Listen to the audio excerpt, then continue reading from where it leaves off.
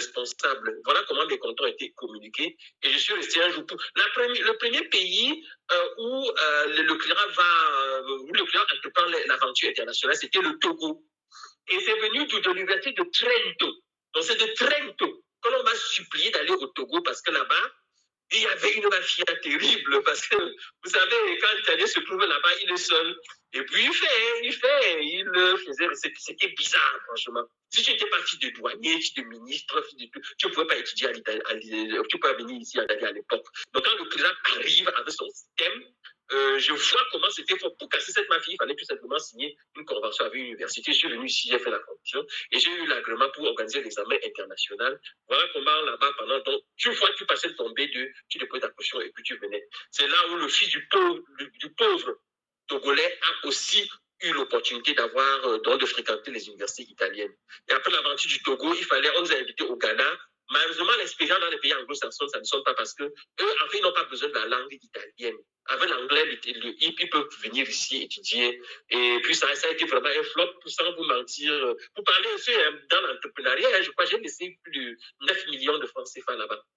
Je n'ai rien eu. J'ai mis 9 millions de francs CFA, je n'ai rien. Entre le loyer qui coûtait la peau des fesses et le personnel, tout. J'ai laissé 9 millions de francs. Et c'est après ça que je suis allé à Abidjan. Donc, on a été à Abidjan, je suis allé à Abidjan, je me suis installé là-bas. Et après Abidjan, il fallait aller au Congo. Nous sommes allés au Congo de 2017, mais le club a fermé au Congo pour une seule chose. Ça, je vous le dis et je vous explique comme l'entrepreneuriat, comme l'initiative, ça va avec l'éthique. Donc, sans éthique, vous pouvez tomber. Qu'est-ce qui s'est passé? C'est que les Congolais, nos frères Congolais, je le dis toujours officiellement, ils n'aiment pas étudier. Par contre, si tu leur demandes de venir donner 2 millions, 3 millions pour vite obtenir l'examen, ils sont pleins. Donc, vous n'allez pas respirer. La queue sera longue devant votre porte. Or, vous voyez qu'avec ça, l'ambassade, dès que l'ambassade Milan commence à suspecter, bon voilà, le pirate fait le faux et tout le reste, franchement, c'est des choses qu'on ne supporte pas. Donc, pour une raison d'éthique, franchement, venir au cours, ils ne viennent pas au cours. Ils ne viennent pas au cours. Par contre, à la fin d'année, ils sont tous là avec de l'argent et on n'a pas voulu. Bref, l'unique façon était de fermer. C'était la meilleure façon. Je l'ai fait fermer au Congo. Donc le club n'est plus au Congo. Par contre, le club avait les portes au Bénin. Les Béninois ont la même mentalité que les Togolais. Ce sont des travailleurs. Quand ils voient là où ça marche, ils s'y accommodent et puis ils travaillent. Donc le club aujourd'hui, on est allé au Togo, on est allé au Togo, on est en Côte d'Ivoire, on est au Bénin et on est au Cameroun. L'aventure sénégalaise n'a pas non plus marché parce qu'eux étant habitués au commerce, ils préfèrent le petit commerce. Donc la chose intellectuelle, ce n'est pas trop leur affaire. Donc, vous allez constater donc que dans chaque pays, il y a l'aspect culturel que l'on examine, on a l'expérience culturelle avant maintenant d'investir. D'accord. Merci beaucoup de partager cette expérience-là avec nous. Et toujours rebondissant sur ce même aspect-là, est-ce que dans ces différents pays comme le Bénin et autres, ils arrivent également en Italie, un peu comme ça se passe au Cameroun actuellement, que les étudiants arrivent chacun à sa date, ou bien est-ce qu'ils arrivent en vague? Et je profite pour donner un second volet à cette question-ci concernant nos confrères camerounais.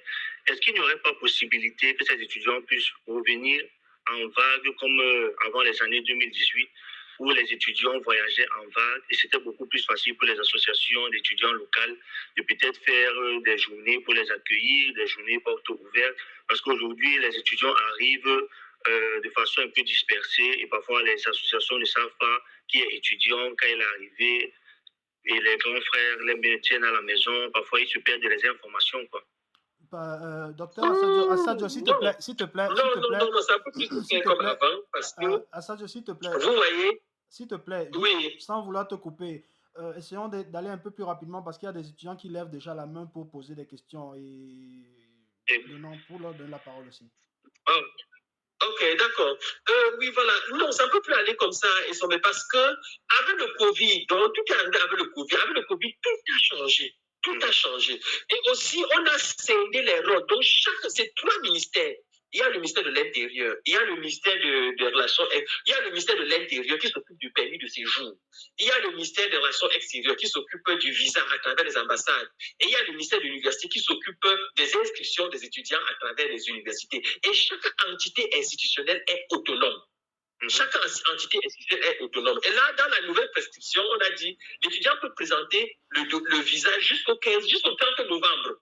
Quand bien bon, dans certaines ambassades, c'est jusqu'au 15. Après le 15, on ne reçoit plus le dossier. Mais l'étudiant peut présenter le dossier jusqu'au 15. Donc, c'est le Covid qui a bouleversé tout ça. Et on a rendu les choses tellement autonomes. Donc, l'université, une fois que l'université a admis l'étudiant, avec la déclaration de valeur, l'ambassade ne peut pas dire non. Donc, l'ambassade n'examine que les questions économiques.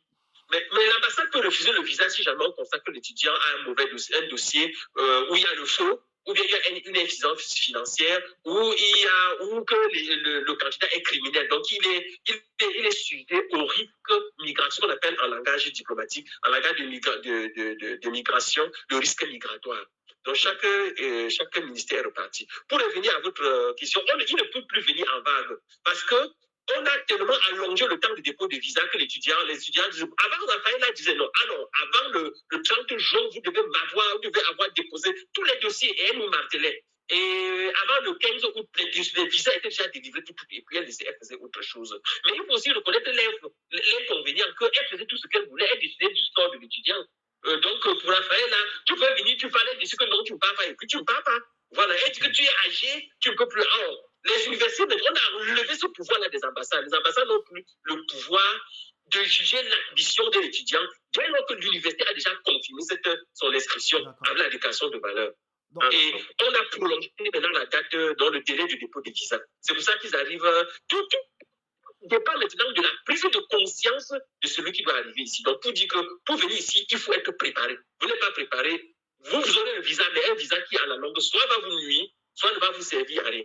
Ok. D'accord. Merci beaucoup. Je vais passer la parole à Arsène pour la session de questions-réponses. D'accord. Merci Patrick. Merci encore, docteur Assadio. Et disons que essayons de prendre les questions en groupe pour permettre au docteur Assadio justement de répondre de manière globale aussi. Il y a Serge et Balthazar qui ont levé la main aussi. Serge et Balthazar, si vous voulez poser vos questions. Serge et qui? Et Balthazar. Bonsoir, professeur Sergio.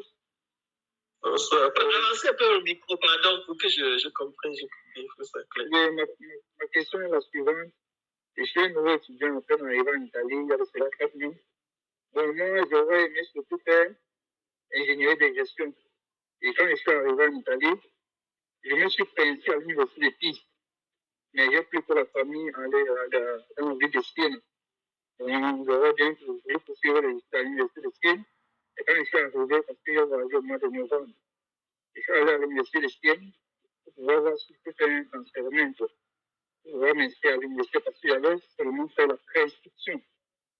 Et ils m'ont dit donc que je vais faire d'abord un an à l'université de Pise avant que l'année puisse que je fasse un transfert à l'université de Sienne.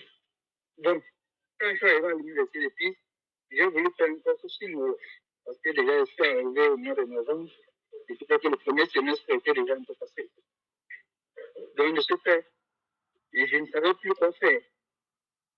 Parce qu'ils ont dit... Merci Patrick, merci encore docteur Assadio. Et disons que essayons de prendre les questions en groupe pour permettre au docteur Assadio justement de répondre de manière globale aussi. Il y a Serge et Balthazar qui ont levé la main aussi. Serge et Balthazar, si vous voulez poser vos questions. Serge et qui? Et Balthazar. Bonsoir, professeur Sergio. Bonsoir. Avancez un peu le micro, pardon, pour que je comprenne. Ma question est la suivante. Je suis un nouveau étudiant en peine arrivé en Italie il y a de cela 4 mois. Donc moi, j'aurais aimé surtout faire ingénierie de gestion. Et quand je suis arrivé en Italie, je me suis pensé à l'université de Pise. Mais j'ai pris pour la famille aller dans la ville de Sienne. J'aurais bien voulu poursuivre à l'université de Sienne. Et quand je suis arrivé, parce que j'ai voyagé au mois de novembre, je suis allé à l'université de Sienne pour pouvoir voir si je peux faire un transfèrement, pour pouvoir m'inscrire à l'université parce que j'avais seulement fait la préinscription. Et ils m'ont dit donc que je vais faire d'abord un an à l'université de Pise avant que l'année puisse que je fasse un transfert à l'université de Sienne. Donc, quand je suis arrivé à l'université de Pise, j'ai voulu faire un cours sur Wolof parce que déjà je suis arrivé au mois de novembre et puis que le premier semestre était déjà un peu passé. Donc, je suis fait Et je ne savais plus quoi faire. Parce qu'ils ont dit que le processing n'est pas possible, que je dois m'inscrire à un cours normal, comme tous les autres. Ok. Et vu que je n'ai pas eu la bourse, je n'ai pas demandé la bourse d'études, et j'aurais bien aimé demander la bourse d'études l'année prochaine. Il m'ont fait comprendre que le processus que j'aimerais faire, je ne peux pas le faire, ça vient tout normal.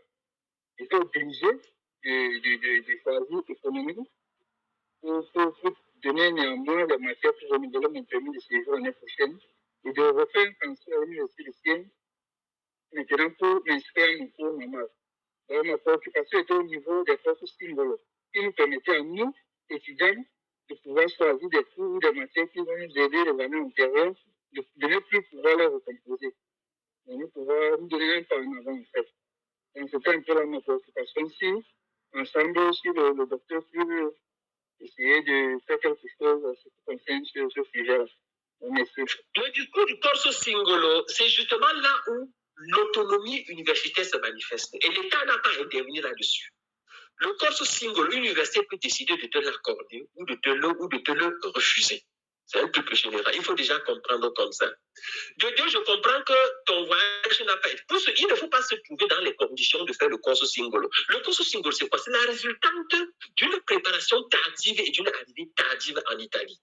Donc, dans le groupe de tous les parents, que ceux qui sont inscrits au prépa CLIRAP, c'est-à-dire le prépa CLIRAP, c'est ce programme de préparation au test au visa et tout. Tous ceux qui sont inscrits là, je dis aux parents, regardez, guettez, faites vos dossiers à temps. Parce que si vous déposez vos dossiers tard, l'ambassade prend 90 jours. Pardon, écrivez ça. Donc, chaque fois que vous allez déposer les dossiers dans une ambassade, il faut 90 jours pour que vous commenciez à réclamer n'importe comment. C'est 90 jours. Donc, l'ambassade prend 90 jours pour examiner vos dossiers. Et le temps maintenant que l'ambassade, le temps maintenant que l'ambassade vous donne le visa, vous arrivez ici très tard. Vous arrivez ici en novembre, ça veut dire que vous avez déposé vos dossiers sûrement pas en juin, sûrement pas en juillet, sûrement pas en août, bien après. Parce que vous faisiez toujours croire que non. Non, il faut venir. Donc, s'il y a un problème de préparation, qu'est-ce qu'on conseille là-dessus? Il faut agir à temps. Il faut agir à temps. Okay. Il faut déposer ces dossiers à temps. Arriver ici, quand les cours, donc quand les cours vont commencer, il faut déjà que tu sois là, que tu aies eu ton inscription, ton admission et que tu aies suivi toutes les procédures. Bon, maintenant, côté purement juridique, une fois que tu as choisi le cours dans ton pays d'origine, une fois ici, tu ne peux plus changer. Donc, le cours choisi dans l'université, c'est celui-là que tu fais. Donc, au cours de la même année, tu ne peux pas changer. C'est le même cours que tu dois faire. Tu ne peux pas changer. Si tu veux changer, ce sont des problèmes que tu te crées. D'où la nécessité de bien préparer le voyage. D'où la nécessité de se mettre à étudier l'italien. De ne pas voir le visa, mais de voir ce à quoi le visa là va servir. Si chaque compatriote répond à cette question et est conscient de cette question, donc ce à quoi le visa va lui servir, je crois qu'on n'aura plus ce problème-là. On va dire que le visa va me servir parce que je pars quand, j'arrive en Italie quand, est-ce que je serai dans les délais et ainsi de suite, ainsi de suite. L'ambassade s'en fout. L'ambassade comprend les raisons économiques et criminelles et pénales. Une fois que il y a le feu vert, il met le visa là-bas, non? On te donne. Tu amènes les boules de danse traditionnelles à Mtimalen ou à Douala. On danse, on mange. Et puis tu montes dans l'avion, tu pars. D'accord. Advienne que pourra. D'accord. La prochaine question, c'est... Docteur, moi, j'ai déposé la demande de visa très tôt. Ça a pris un peu peut-être près de 4 à 7 mois avant de me répondre. C'est vrai. Je savais pas. C'était quel mois? Je crois que j'ai déposé au mois de mai. Mai, juin. Non, tu peux trouver le dossier de mai, juin dans le visa en novembre. Ça veut dire qu'il y a quelque chose qui n'a pas marché. Bon, je crois que c'est les questions au niveau du visa. Je vais vous dire ce qu'on fait. Je vais vous dire ce qui se passe parfois pour que les dossiers retardent au sein de l'ambassade. Voilà. Étienne, lève la main. Oui, Étienne.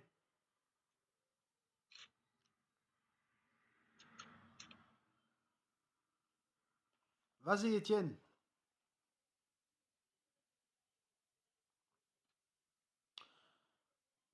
En attendant, Étienne, quelqu'un d'autre veut réagir? Jusqu'ici,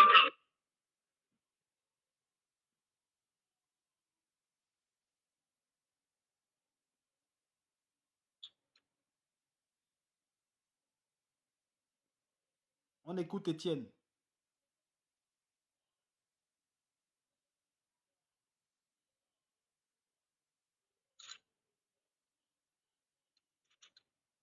Je pense que Étienne ici, c'est la personne qui parle. Je pense que c'est le docteur Assadio. Non, mon truc, ça ne paraît pas. Mon truc apparaît comme Clérap. Hein. Ça ne paraît pas. Je vois Étienne. Étienne a levé la main. Donc c'est à lui. Étienne, c'est le docteur Assadio. Ah bon? Est-ce que j'ai levé la main?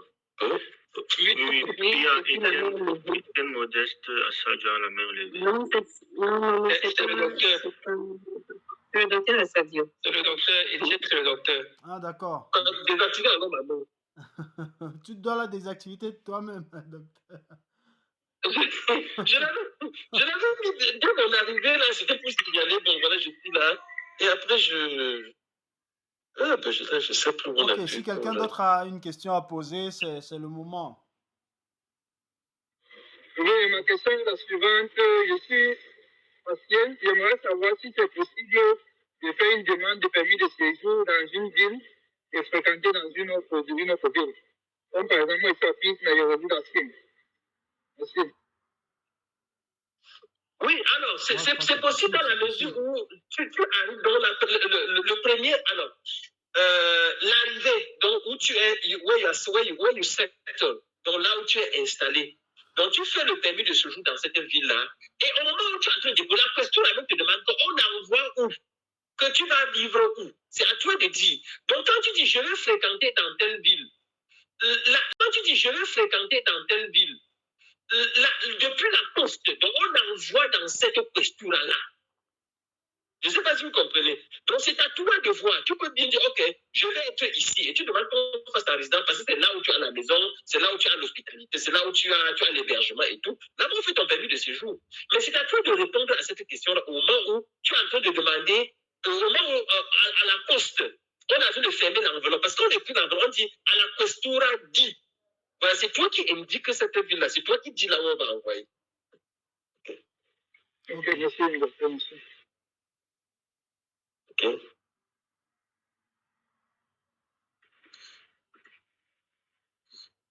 n'y a plus de questions. Voilà. Donc, quelqu'un a posé, en attendant, si quelqu'un lève la main, vous m'interrompez. Donc, pour la question de visa, je vais vous dire, donc chaque fois que vous avez pris le garant, quand le garant est au Cameroun, ou bien dans un pays du tiers-monde, ça vous mentir, ça prend plus de temps. Parce qu'il y a tellement du faux que, parfois, les fonctionnaires diplomatiques, ils sont parfois traumatisés. Donc, une fois que le garant est surtout au Cameroun, donc parce que l'ambassade appelle vérifie, après procède à des contrôles, généralement ça prend plus de temps. Si votre garant est au Cameroun et si votre caution est faite au Cameroun, ça prend toujours beaucoup plus de temps. Le conseil que je donne, faites vos papiers, vous enregistrez correctement. Il ne faut pas qu'il y ait du faux. Je n'aime pas le faux. Il ne faut pas faire de faux papiers. Et prenez le garant en Italie ou dans un pays de l'Union européenne. Parce que quand le garant est dans un pays de l'Union européenne, il est facile à l'ambassade de procéder rapidement au contrôle de l'authenticité des documents que l'on a produits. Voilà. Et là aussi, j'ai des gens qui ont déposé les dossiers en moins de 14 jours avec le visa, ils sont nombreux. 14 jours. 14 jours. On avait déjà donné le visa. Parfois, même il y a des chanceux qui ont fait une semaine, 10 jours. Une semaine ou 10 jours, on leur a donné le visa. Donc, quand la caution, elle est faite dans une banque italienne, parce que la caution déjà doit être en Italie. Absolument. Bon, autre victoire que nous avons remportée et que, bon, je n'aime pas souvent trop mettre le chapeau et mon table doigt. Le fait qu'on accepte les garants qui sont présents dans les autres pays, si vous constatez, dans les années antérieures, on n'acceptait pas. C'est-à-dire que votre garant devait être ou en Italie ou au Cameroun. Donc, avec le nouvel ambassadeur et les rapports, on a eu, parce qu'on a eu quand même des rapports très, très cordiaux, très sincères. Au point où il a accepté donc, que le garant soit même en France ou en Suisse ou au Luxembourg, ou même aux États-Unis ou au Canada, donc dans n'importe quel pays du monde, pourvu qu'eux, ils aient les mécanismes pour contrôler l'authenticité des documents que ces derniers fournissent. Écoutez bien. Donc, le garant peut être dans n'importe quel pays, pourvu que l'ambassade ait des mécanismes, pour que vous fournissiez avec tous les mécanismes de contrôle. Donc, si les mécanismes de contrôle sont rapides, il n'y a pas de problème. D'où mon conseil. Non, franchement, déjà, il faut faire en Italie. Si ce n'est pas en Italie, ça peut être dans un pays de l'Union européenne. Ça passe vite. Ou États-Unis et Canada. Ça peut encore passer. Mais hors de ces pays-là, avant de tenter cette aventure-là, bon, priez aussi, hein, que ça passe vite. Non, ça passe vite, ça marche. Au Cameroun, méditez chaque soir. Ok. Est-ce qu'il y a une autre question? Ces éléments-là font donc parfois en sorte que, donc vous voyez, le processus d'étude des dossiers de visa, ça retarde, donc ça prend plus de temps. Et vous voyez, tant qu'on n'a pas de retour, l'ambassade ne peut rien faire. Donc si on écrit à une banque, on dit confirmez-nous tel document. Tant que la banque n'a pas confirmé, l'ambassade ne fait rien, l'ambassade ne peut rien faire. Si on écrit au service des impôts, on dit, est-ce que le monsieur qui déclare avoir telle entreprise, confirmez-nous que cette entreprise effectivement existe. L'ambassade contacte jusqu'à la chambre de commerce. Jusqu'aux chambres de commerce, dans les chambres de commerce. Confirmez-nous l'existence de cette telle entreprise. D'accord. Donc, je vous donne un peu comme ça une idée pour que vous sachiez, parce que vous, nombreux sont ici, ils ont des petits frères, ils ont des fiancés, des cousines, des maris, des trucs et tout le reste. Donc, vous devez savoir comment vous allez vous mouvoir. Voilà. Alors, merci déjà à Sadio pour toutes ces explications. Je pense que nous sommes déjà au-delà du temps dédié à cette rencontre. C'est la preuve qu'il y a énormément à dire sur tous ces sujets. Essayons de prendre les dernières questions, une ou deux dernières questions. Je vois Jojo qui lève la main. S'il veut parler, comme ça, il a la parole. Oui, Jojo, on t'écoute. Bonsoir encore à tous et déjà, merci pour la belle présentation et l'échange. Moi, j'ai une très simple question, docteur Etienne. Comment rejoindre l'équipe? Il va venir à Sadio, je n'ai pas encore appelé. Je vais faire mon nom. Sadio, c'est mon nom. Ah, ok. Comme je disais tantôt, moi, j'aimerais savoir comment adhérer à votre équipe ou à votre entreprise, en fait. Est-ce qu'il y a un lien? Est-ce qu'il faut vous contacter à NIB avec un CV, un truc comme ça? Oui, bon, voilà. Pour le dire, voilà, par exemple, maintenant, dans le cadre de la préparation des étudiants, oui. Je suis en train de chercher quelqu'un qui peut faire qui peut entretenir les enfants au niveau des trucs pratiques de biologie, vous voyez, de biologie, dans le cadre de la préparation des concours dans les écoles d'infirmiers, de soins infirmiers. Ça, c'est très important.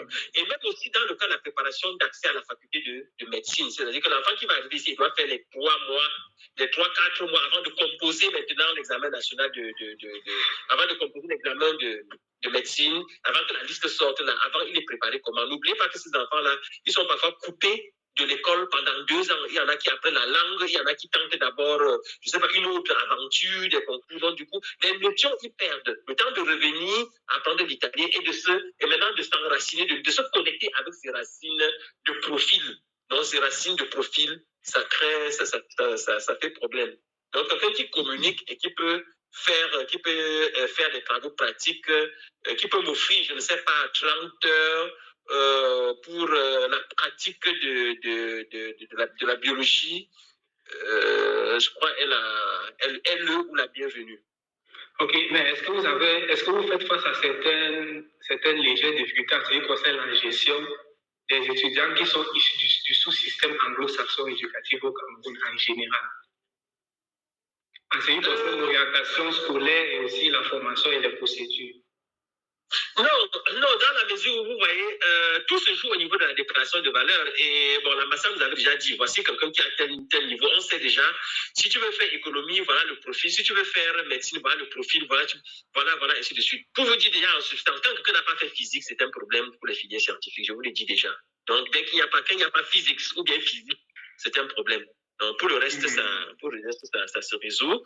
Les étudiants anglophones, les étudiants du système anglophone, c'est parfois le DC board ne répond pas. Il faut qu'ils aillent là-bas pour chercher le non-issuance certificate et ainsi de suite. Ils ne sont pas aussi parfois rapides que le fil du bac. Ça, je vais vous le dire très honnêtement. Ouais, moi j'étais un peu déçu de ce côté-là. Comme pour une première fois, un truc qui est francophone, ça défie. Voilà un peu les difficultés qu'on a. Ça veut dire quoi? Ça veut dire que c'est possible de vous faire signe, peut-être avec un CV et les compétences. Maintenant, vous allez voir en quoi je peux vous être utile, quoi. Alors, D'accord. Il n'y a pas de, d'accord. il n'y a pas de souci. Vous envoyez le CV et puis on va essayer de voir. Mais il faut déjà aussi. Celle-ci, n'est-ce pas, pour aborder des questions, je veux dire, qui vont dans le même sens ou alors des questions transversales. Donc, sur ce, je remercie déjà tous ceux qui ont participé, tous ceux qui ont donné de leur temps et surtout le docteur Assad. Il y a une dernière question, s'il te plaît. Laisse Sandro poser sa Après la question. après la réponse, Patrick, tu clôtures, oui. Bonsoir à tous. Bonsoir. Pardon, le docteur Assadio a parlé d'un truc tout à l'heure concernant le corso singolo. Parce que moi, j'ai fait le corso singolo à Parma. J'avais la préinscription à Pisa. Je suis arrivé en retard. Après, ça fait moins d'un mois que je suis là. Je suis arrivé en retard et tout. Je ne suis pas allé me présenter à Parma, à Pisa. J'avais la préinscription à Pisa. C'était déjà difficile de trouver la maison là-bas, vu que je n'ai personne. J'ai trouvé la maison plutôt à Ferrara, mais comme je n'avais pas la DV, c'est Parma qui a accepté de me préinscrire au corso single sans DV. En attendant qu'on me délivre ma DV, c'est dernièrement que j'ai même eu le rendez-vous. Je ne sais pas si c'est un problème que je ne sois pas allé à Pisa ou un truc de ce genre. Merci. Oui, ça c'est une responsabilité parce qu'il faut toujours se présenter là. Parce qu'il faut toujours se présenter dans l'université d'origine. Tu dis, pardon, prends le train dès demain, tu vas à Pisa. Tu dis, voilà, je suis arrivé pour tu inventes une raison. Parce que c'est l'université qui t'a accepté dans l'université doit te transférer, donc doit donner signal à l'université hospitalière, dans l'autre université qui t'a accepté. Donc il faut d'abord que l'autre université refuse, montre qu'elle n'a pas été disponible à t'accueillir parce que tu es venu quand les cours avaient déjà commencé, parce que tu dis, ok, donnez-moi le feu vert. On donne le feu vert à l'autre université, c'est là où la procédure peut commencer. Donc ne fais pas comme ça, tu peux être surpris à la dernière minute. Il faut éviter ça. D'accord, merci.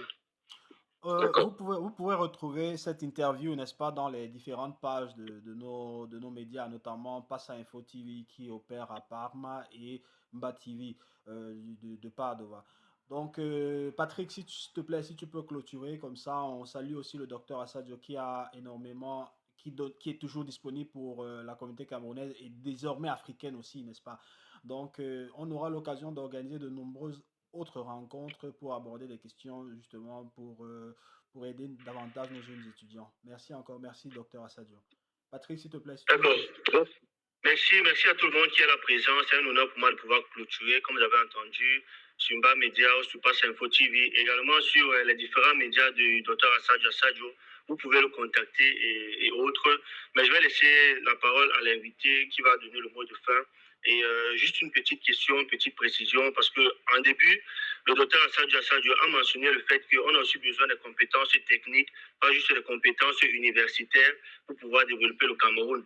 Et moi, j'aimerais poser une question du genre, quelqu'un qui aimerait étudier un truc particulier, comme la pâtisserie ou bien la restauration, est-ce qu'il y a un moyen pour qu'il quitte le Cameroun, vienne ici étudier et autres? Et là, ça sera la dernière question par laquelle le docteur Assadio va donner son mot de fin pour qu'on puisse clôturer cette rencontre de cette soirée. Oui, il y a la possibilité, nous sommes en accord avec les yeux, mais comme c'est privé, puisque ça n'entre pas dans le cadre du décret au Floussi, il faut sortir de l'argent, énormément de l'argent. Je crois que ça doit être autour de 7-8 millions. Je vous l'ai dit déjà, je vous le dis, parce que l'école est privée, il faut payer l'école. Et il faut payer la chambre pendant toute la formation. Mais l'avantage, c'est qu'au bout de 5 mois, l'étudiant a fini. Au 6e mois, il commence à travailler. C'est ça qui est bien. Mais il faut de l'argent. Je n'ai pas voulu mentionner ça parce que, bon, je trouvais ça. J'estime que le décret au Floussi va vraiment sortir. Pardon. Si vous entendez un jour que le décret au Floussi est sorti, que le Cameroun est dans le décret au Floussi, reconvoquez un de mes pages, les pages de page du programme, reconvoquez une réunion comme ça pour qu'on en discute. Parce que ce sera très important, ça va déterminer le futur de nombreux jeunes au Cameroun. Beaucoup de choses changeront. Pardon.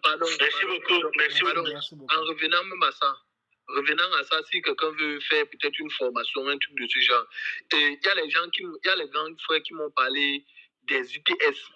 Je ne sais pas si avec ça, on renouvelle le permis de séjour parce que c'est une formation un peu professionnelle de 2 ans.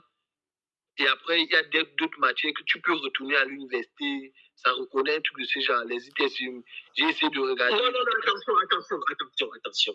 Le permis de séjour ne se renouvelle que par rapport à l'objectif qui a été tracé au départ. Donc, si tu veux avoir le permis de séjour de type D, parce que D veut dire immatriculation universitaire, tu ne peux renouveler que dans le cadre d'une formation universitaire. Sauf si tu as déjà un travail et tu as justement, c'est très bien, pardon, Arsène supporte un peu, hein. Ça c'est une très belle occasion, parce que demain, je voulais faire une vidéo là demain, depuis là, je n'ai pas le temps, je voulais faire une vidéo là demain pour la communauté, mais je vais la faire, cette vidéo là. Maintenant, il y a une nouvelle loi, dans la loi Courteau, qui montre qu'à tout moment, tu peux changer ton permis de séjour. Donc, dès que tu as un travail indéterminé, un contrat de travail indéterminé, tu pars directement à la préfecture, tu fais changer ton permis de séjour. Une fois que tu as changé, tu peux maintenant faire une formation professionnelle parallèlement au travail que tu es en train de mener. Donc, tu es en train de travailler, tu as ton argent, mais tu peux être inscrit aux IT et tout ce que tu veux. Mais tu ne peux pas changer le permis de séjour, donc prétendre changer un permis de séjour qui passe de type D, immatriculation universitaire, vers un autre type de permis de séjour, que tu sois caractère professionnel et tout, sans passer par des normes vraiment existantes. Ça va te créer des problèmes. Merci beaucoup, docteur. D'accord. C'est par rapport aux étudiants que le docteur Assad a dit quelque chose et je voulais juste ajouter quelque chose. Peut-être il n'a pas encore connaissance de ça parce que l'ambassade a délivré justement des visas pour les ITS, un visa de type D, et je connais des cas précis.